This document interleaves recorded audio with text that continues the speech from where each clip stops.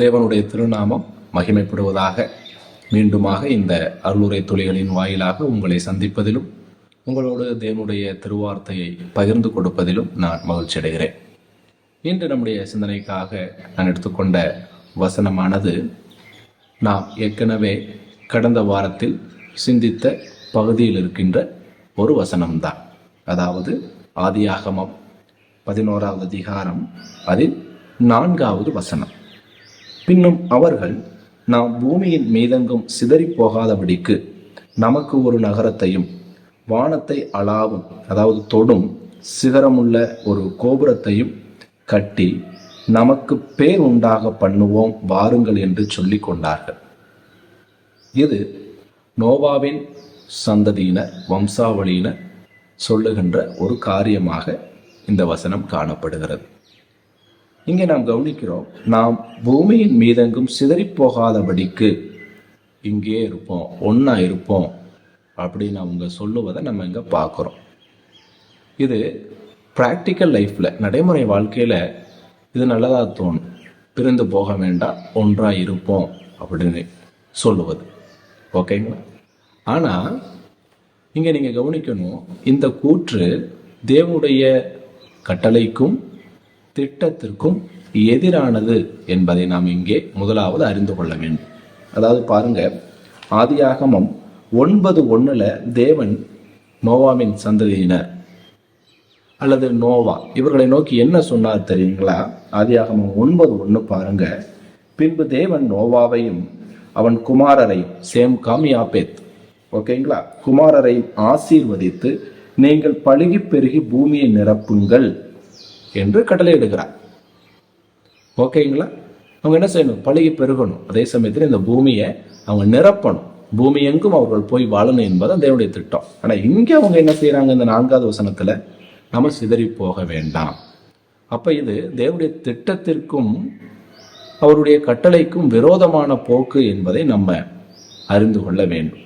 அப்படியே சொல்லிட்டு என்ன சொல்றா பாரு, நமக்குன்னு ஒரு நமக்கு பேர் உண்டாக்க, நமக்கு பெருமை கிடைக்க என்ன செய்வோம்? ஒரு நகரம், அதாவது பாபிலோன் நகரத்தை இங்க இந்த நகரம் என்பது குறிப்பிடுகிறது. நகரத்தையும் வானத்தை தொடும் சிகரமுள்ள ஒரு கோபுரத்தையும் கட்டுவோம். இந்த கோபுரம் பாபேல் கோபுரம்.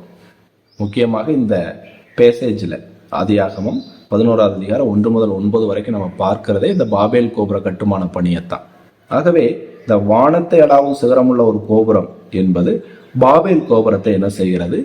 குறிப்பிடுகிறது. ஆகவே நமக்கென்ற ஒரு நகரத்தையும் நமக்கென்ற ஒரு கோபுரத்தை என்ன செய்வோம்? கெட்டுவோம். நம்முடைய சுய பெருமைக்காக, நம்முடைய புகழ்ச்சிக்காக கெட்டுவோம் வாருங்கள் என்கிற ஒரு அழைப்பாக இந்த வசனம் காணப்படுகிறது. ஆகிலும் இது தேவனுடைய திட்டத்திற்கும் கட்டளைக்கும் விரோதமான காரியம் என்பதை நாம் அறிந்து கொள்ள வேண்டும். சரி, நம்ம இப்ப இந்த 4வது வசனத்திலிருந்து பாபேல் கோபுரத்தை பற்றி சிந்திக்கலாம்.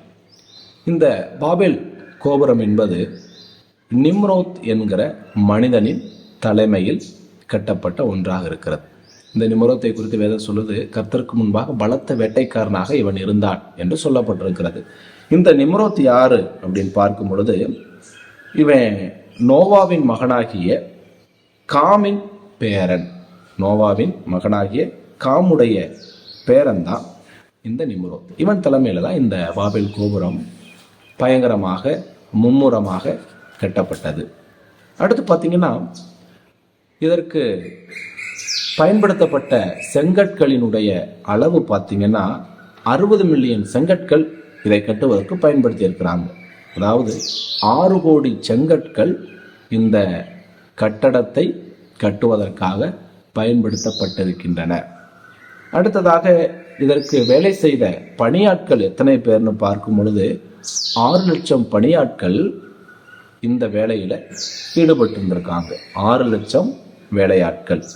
அடுத்ததாக இந்த பாபேல் கோபுரம் 8 அடுக்குகளை கொண்டதாக அமைக்கப்பட்டிருந்தது. அதாவது அவர்கள் கட்டி நிறுத்தப்பட்ட வரைக்கும் அவங்க 8 அடுக்குகளாக இந்த பாபேல் கோபுரத்தை அமைத்திருந்தாங்க.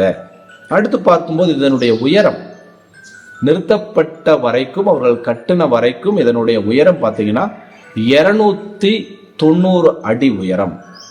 ஓகேங்களா, 290 அடி உயரமாக இது இருந்திருக்கிறது. அடுத்து பார்த்தீங்கன்னா இந்த 8 அடுக்குல முதல் அடுக்கு, இந்த கோபுரத்தினுடைய முதல் அடுக்கு பார்த்தீங்கன்னா 105 அடி உயரத்துல அமைக்கப்பட்டிருந்திருக்கிறது. சிந்திக்கணும், நம்முடைய வீட்டில் நம்முடைய சராசரி உயரம் எவ்வளவுதான் இருக்கும் அப்படின்னா, தரையிலிருந்து மேலே கூரை வரைக்கும் 10 அடி 12 அடி தான் இருக்கும். ஆனால் இங்கே பாருங்க, இந்த கோபுரத்தினுடைய 8 அடுக்குகள்ல முதல் அடுக்கு 105 அடி உயரம் உள்ளதாக இருந்திருக்கிறது. அடுத்து பாருங்க என்ன சுவாரஸ்யம்னா, இந்த கட்டடத்துக்கு மேல சுமார் 40 அடி உயரத்திற்கு மார்துக், MARDUK, மார்துக் என்கிற ஒரு பாபிலோனிய தெய்வத்திற்கு ஒரு கோயில் கட்டப்பட்டிருந்திருக்கிறது.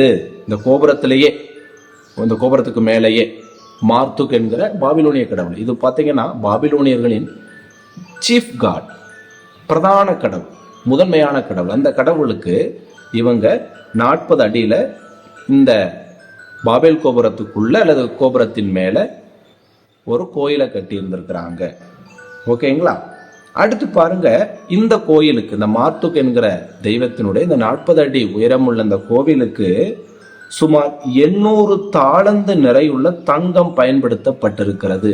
சுமார் 800 தாளந்து நிறையுள்ள தங்கம். ஒரு தாளந்துன்னு சொன்னா 34 கிலோ. ஒரு தாளந்து என்பது என்ன? 34 கிலோ. அப்ப இங்க பயன்படுத்தப்பட்ட தங்கத்தினுடைய நிறை பார்த்தீங்கன்னா 800 தாளந்துள்ள நிறை. அப்ப யோசித்து பாருங்க, எவ்வளவு தங்கத்தை அந்த கோவிலுக்காக இவர்கள் செலவழித்தாங்க என்பது நமக்கு தெரியும். ஓகே, அடுத்து பாருங்க, இது மொத்தம் 42 வருடங்களாக கட்டப்பட்டிருக்கு. 42 வருடங்களுக்கு பிறகுதான் இது என்ன செய்யப்பட்டது? தேவனால் தடை செய்யப்பட்டது. 42 வருடங்களாக கட்டப்பட்டு, ஆனா என்ன அது பரிதாபம், முற்று பெறாமலேயே இதனுடைய பணி நின்று விட்டது. பிரியமானவர்களே, இதுல இருந்து நம்ம கற்றுக்கொள்வது என்ன? சரி, பாபேல் கோபுரத்தை பத்தி இவ்வளவு தகவல்கள், ஓகே. ஆக்சுவலி இது பார்த்தீங்கன்னா தேவனுடைய திட்டத்திற்கும் கட்டளைக்கு எதிரான ஒரு காரியம், தடைபட்டு போச்சு. இதுல இருந்து நம்முடைய வாழ்க்கைக்கு என்ன என்று பார்த்தால், முக்கியமான காரியம் இதுல இருந்து நமக்கு என்ன செய்கிறது? இருக்கிறது. நமக்கான வாழ்க்கை பாடம் இதுல என்ன செய்கிறது? இருக்கிறது. என்னன்னு நம்ம கேட்டா, தேவனுடைய திட்டத்திற்கும் தேவனுடைய சித்தத்திற்கும் எதிராக நாம் செயல்பட்டோம் என்று சொன்னால் கண்டிப்பாக அங்கே தோல்வியை நாம் சந்திக்க வேண்டும், வெட்கத்தை நாம் சந்திக்க வேண்டும் என்பதை நம்முடைய மனதில் வைத்துக்கொள்ளும். தேவனுடைய திட்டத்துக்கு எதிராக செய்கின்ற எந்த செயலும், நம்முடைய எந்த செயலும் சித்தி வராது. அது அவமானத்துல தான் முடியும். இங்க நீங்க சிந்திக்கணும். பொதுவா இங்க பாருங்க, தங்களுடைய செல்வத்தை கொட்டி இந்த கட்டுமானத்தை கட்டினாங்க, தங்களுடைய உழைப்பை கொட்டி இந்த கட்டுமானத்தை கட்டினாங்க. ஆனா என்ன பிரயோஜனம்? அவமானம். ஓகேங்களா? அப்புறம் என்னது? கஷ்டம்தான் மிச்சம். ஓகேங்களா? அப்ப தேவனுடைய திட்டத்திற்கும் தேவனுடைய கட்டளைக்கும் விரோதமாக நம்ம செய்கின்ற எல்லா காரியமும் தோல்வியிலையும் வெட்கத்திலையும் தான் என்ன செய்யும் முடியும். இப்போ நல்லா சிந்திக்கணும். ஓகேங்களா? 42 வருடம் நான் சிந்திச்சிருக்கிறேன். 42 வருடம் அவன் என்ன செஞ்சிருப்பான்? ஆசாசையாக கட்டியிருப்பான், தன்னுடைய பேர் புகழ்ச்சிக்காக கட்டிக்கிட்டு இருக்கிறான். ஓகே, 42 வருடங்களுடைய அந்த நேரம், பணம், உழைப்பு எல்லாம் வீணா போச்சு. ஒரே ஒரு காரணம் தான் இந்த தோல்விக்கு. அவங்க தேவ கட்டளைக்கும் திட்டத்திற்கும் எதிராக செயல்பட்டாங்க. பிரியமானவர்களை சிந்திக்கணும். நம்முடைய வாழ்க்கையிலும் தேவனுடைய திட்டத்திற்கும் கட்டளைக்கும், அதாவது தெளிவாக சொன்னால் வேதத்திற்கு விரோதமாக தேவனுடைய வசனத்திற்கு மீறி நாம் செயல்படுகிற அனைத்துமே என்ன செய்யும்? தோல்வியில தான் முடியும், வெட்கத்தில் தான் முடியும். நல்லா இதை மனதில் வைத்துக் கொள்ளணும். இதை எச்சரிக்கையாக நம்ம எடுத்துக்கொள்ளணும். ஆகவே எப்பொழுதும் எந்த சூழ்நிலையிலையும் தேவனுடைய திட்டத்திற்கும் கட்டளைக்கும் உட்பட்டு தான் நம்ம என்ன செய்யணும்? செயல்படணும். ஆகவே நம்முடைய வாழ்க்கையை இந்த தியானத்தோடு கூட ஒப்பிட்டு பார்த்து சிந்தித்து நம்முடைய வாழ்க்கையை நேர்படுத்துவோம். தேவனுடைய நாம மகிமைக்காகவே இன்றும் என்றும் நாம் ஜீவிப்போம். தேவனுடைய நாமம் சதா காலங்களிலும் மகிமைப்படுவதாக.